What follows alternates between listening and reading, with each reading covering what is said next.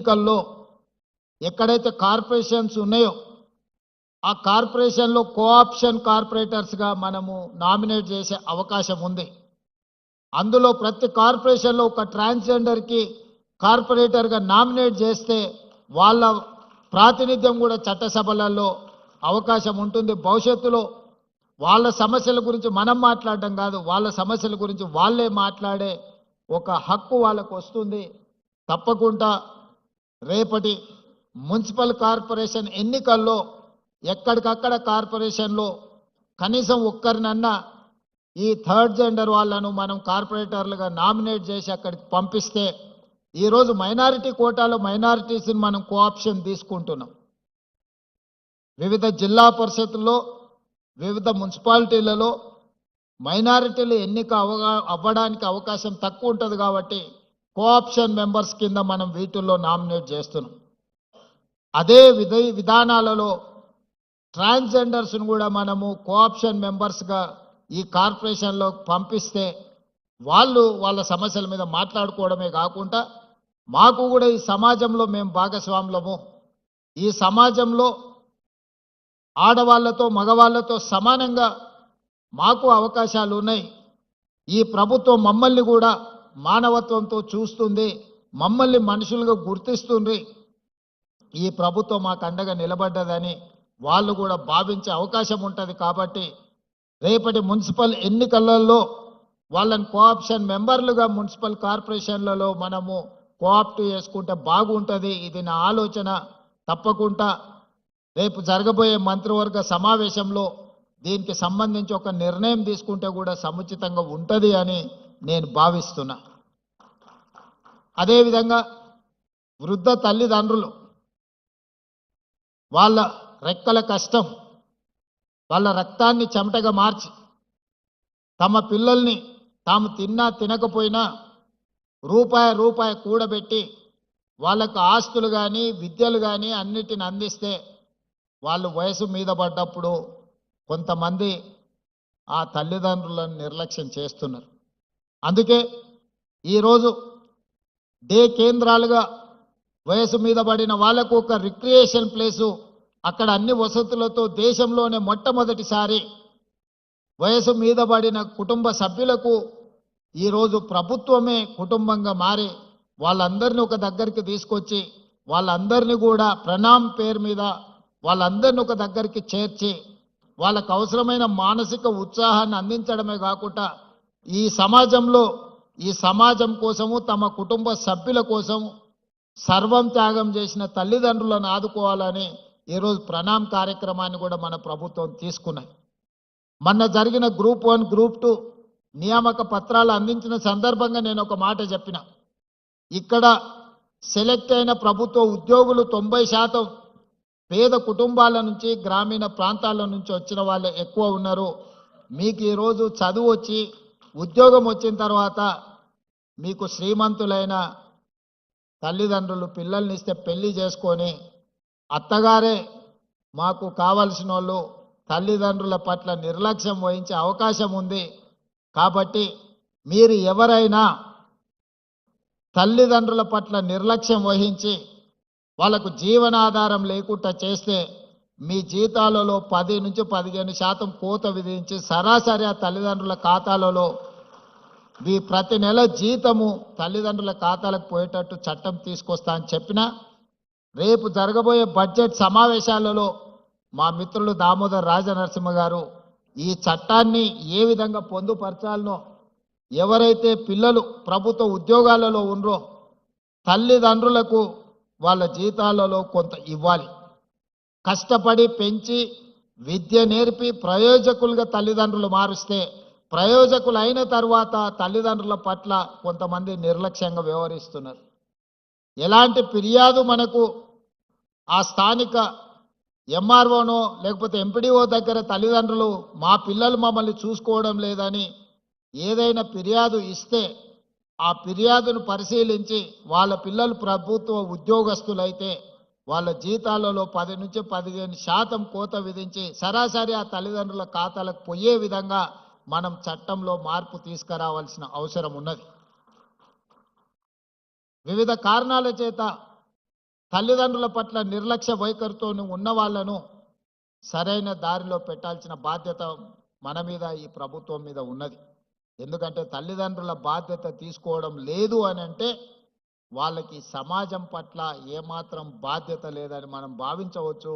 ఎవరైనా వ్యవసాయ కూలీ అయినా లేకపోతే చిన్న చిన్న కమతాల రైతులైనా లేదా ప్రభుత్వ ఉద్యోగులైనా తల్లిదండ్రుల పట్ల నిర్లక్ష్యంగా వ్యవహరిస్తే వయసు మీద పడి వయసు ఉన్నంత కాలం మీకోసమే కష్టపడి రెక్కలు ముక్కలు చేసుకొని పెంచి పెద్ద చేసి మిమ్మల్ని ప్రయోజకులను చేసి సమాజంలోకి గుర్తింపు తీసుకొస్తే ఆ గుర్తింపు వచ్చిన తర్వాత తల్లిదండ్రుల పట్ల నిర్లక్ష్య వైఖరి అవలంబిస్తే దాన్ని సరిదిద్దే బాధ్యత ఈ ప్రభుత్వానికి ఉన్నది.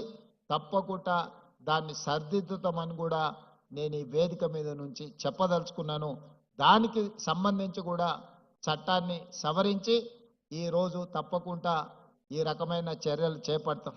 అదేవిధంగా 100% తెలంగాణ రాష్ట్రంలో ఉన్న ప్రతి ఒక్కరికి వైద్యాన్ని అందించాలనేదే మా ఉద్దేశం. ఇంతకుముందు మిత్రులు దామోదర రాజనరసింహ గారు తలసేమియా గురించి ఇతర పరీక్షల గురించి కొన్ని సూచనలు చేసిండ్రు. రాబోయే రోజుల్లో రేపటి బడ్జెట్ సమావేశాలలో హెల్త్ పాలసీ తీసుకొచ్చి ఈ రాష్ట్రంలో ఉండే ప్రతి పౌరుడికి 100% ప్రభుత్వం వైపు నుంచి వైద్యాన్ని అందించే విధంగా ప్రణాళికలు సిద్ధం చేస్తున్నాం. హాస్పిటల్కి వెళ్తే ఆస్తులు అన్నీ అమ్ముకునే పరిస్థితులు ఈరోజు మనం చూస్తున్నాం. అందుకే ప్రభుత్వం మీ అందరి పట్ల మానవీయ కోణంతో వ్యవహరించడమే కాకుండా మానవత్వంతో తీసుకునే నిర్ణయాలు మీ జీవితాలలో వెలుగును నింపబోతున్నాయి. తెలంగాణ రాష్ట్రం ఏ లక్ష్యం కోసం సాధించుకున్నామో తెలంగాణ సమాజం స్వేచ్ఛను కోరుకుంటుంది. తెలంగాణ సమాజం సామాజిక న్యాయం కోరుకుంటుంది. తెలంగాణ సమాజం సమానమైన అవకాశాలను కోరుకుంటుంది. సమానమైన అవకాశాలు కల్పించాలి అని మాదిగ ఉపకులాల వర్గీకరణను 40 సంవత్సరాల నుంచి పెండింగ్ ఉంటే దేశంలోనే మొట్టమొదటి రాష్ట్రంగా ఈరోజు ఏబిసిడి వర్గీకరణ చేసి ఆయా శక్తులకు జాతులకు న్యాయం జరిగే విధంగా ఈరోజు మన ప్రభుత్వం నిర్ణయం తీసుకున్నది. తాత్కాలికంగా కొన్ని వర్గాలలో కొంత అసంతృప్తి ఉన్నా దీర్ఘకాలికంగా ఈ వర్గాలన్నీ కలిసి ఉండే అవకాశం ఉంటుంది. ఈరోజు వర్గీకరణ జరిగింది కాబట్టి కొంత కోపతాపాలు ఉన్నా భవిష్యత్తులో ఒకరి మీద ఒకరికి అపోహలు తొలగిపోయి వాళ్ళందరూ కలిసి ఉండడానికి అవకాశం ఉంటుంది. అదేవిధంగా 100 సంవత్సరాల నుంచి జనగణన జరుగుతుంది కానీ కులగణన జరగలేదు. బ్రిటిష్ పరిపాలనలో కులగణన జరిగింది. మళ్ళీ 100 సంవత్సరాల తర్వాత మొట్టమొదటిసారి తెలంగాణ రాష్ట్రంలో జనగణనతో పాటు కులగణన చేసి ఎవరు ఎంతమంది ఉన్నారో వాళ్ళ దామాషా ప్రకారం వాళ్ళకు నిధులను ఇవ్వాలి, ప్రభుత్వ పరంగా అవకాశాలు ఇవ్వాలి అని ఈరోజు కులగణను కూడా పూర్తి చేసి వాళ్లకు రాజకీయంగా విద్య వైద్యంలో ఉద్యోగ ఉపాధి అవకాశాలతో పాటు రాజకీయ అవకాశాలు కూడా కల్పించాలని మన ప్రభుత్వము ఈరోజు సమగ్ర కుటుంబ సర్వే పూర్తిగా చేసి ఈరోజు సిపెక్ సర్వే ద్వారా డేటా యాక్యురేట్గా ఈరోజు మన రాష్ట్ర ప్రభుత్వం డిప్యూటీ సీఎం ఉప ముఖ్యమంత్రి గారు బట్టి విక్రమార్క గారి నేతృత్వంలో మన ప్లానింగ్ డిపార్ట్మెంట్ సిపెక్ సర్వే చేసి ఈరోజు తెలంగాణ రాష్ట్రం మొదటి రాష్ట్రంగా నిలబడ్డది. 2026 సంవత్సరంలో కేంద్ర ప్రభుత్వం చేయబోయే జనగణన ఈరోజు తెలంగాణ రాష్ట్రం మోడల్నే కాపీ కొట్టి సేమ్ ఏ విధంగా అయితే పోయిన సంవత్సరం తెలంగాణ రాష్ట్రంలో జనగణన కులగణన చేసినామో ఈరోజు కేంద్ర ప్రభుత్వం యాజ్ ఇట్ ఈస్ తెలంగాణ రాష్ట్రం ఏ ప్రక్రియను అవలంబించిందో ఈరోజు కేంద్ర ప్రభుత్వం తొందరలోనే జనగణనలో కులగణనను కూడా చేర్చి ఆ ప్రక్రియ ప్రారంభించబోతుంది.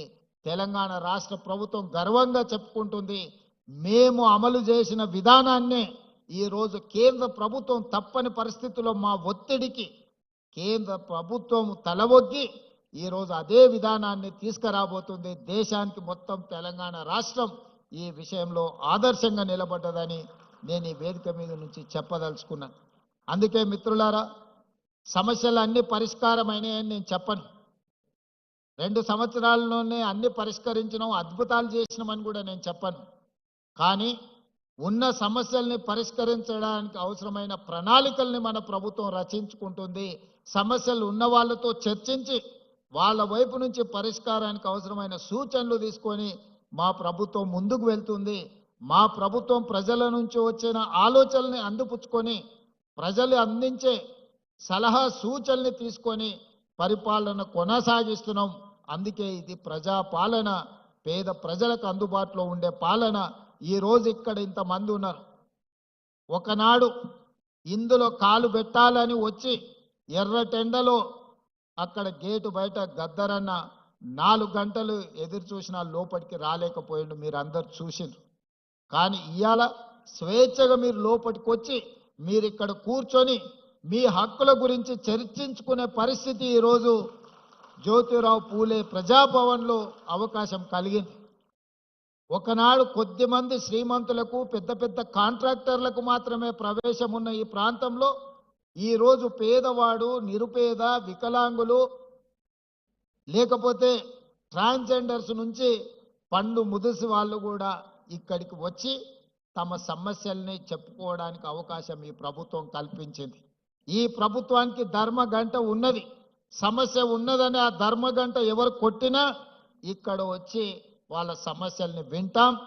ఇది ప్రజా సమస్యల్ని పరిష్కరించుకునే ప్రతి వారంలో 2 రోజులు ఇక్కడ ప్రజా వేదిక నిర్వహించి ఐఏఎస్ అధికారులతో పాటు డాక్టర్ చిన్నారెడ్డి గారు ప్లానింగ్ కమిషన్ వైస్ చైర్మన్, వీలైనప్పుడు మా మంత్రులు కూడా ఇక్కడికి వచ్చి ఆ సమస్యల్ని విని కొన్ని లక్షలాది సమస్యల్ని మనం పరిష్కరించుకుంటున్నాం. ఈ రాష్ట్రంలో సమస్యలు ఉన్నవాళ్ళు ఎక్కడికి వెళ్ళాలోనో తెలియని పరిస్థితి లేదు. ఎక్కడికి వెళ్తే ఆ సమస్యకు పరిష్కారం దొరుకుతుందో ఈ ప్రజలకు స్పష్టత ఉంది. మీ సమస్యల్ని పరిష్కరించడానికి నిరంతరం సచివాలయంలో మా మంత్రులు, మా యంత్రాంగం అందుబాటులో ఉండు. వారంలో 2 రోజులు ప్రజా వేదిక ఇక్కడే నిర్వహించి ప్రజలు సమస్యలను చెబితే వాటిని పరిష్కరించే ఒక వ్యవస్థను ఈరోజు ప్రజలకు అందించడం. ఇంకా చేయాల్సింది చాలా ఉంది. వాటికి అవసరమైన ప్రణాళికలు రచించుకుంటున్నాం. మీ అందరి ప్రభుత్వానికి అండగా నిలబడండి. తెలంగాణ రాష్ట్రాన్ని దేశంలోనే అభివృద్ధి చెందిన రాష్ట్రంగా, ఆర్థికంగా బలోపేతమైన రాష్ట్రంగా, పేద ప్రజలకు అండగా నిలబడే మొదటి రాష్ట్రంగా తెలంగాణ రాష్ట్రాన్ని తీర్చిదిద్దుకుందామని మీ అందరికీ తెలియజేస్తూ ఈ కార్యక్రమంలో పాల్గొన్న లబ్ధిదారులకు, అదేవిధంగా వివిధ జిల్లాలలో ఆన్లైన్లో పార్టిసిపేట్ చేసిన అధికారులకు, మా దివ్యాంగ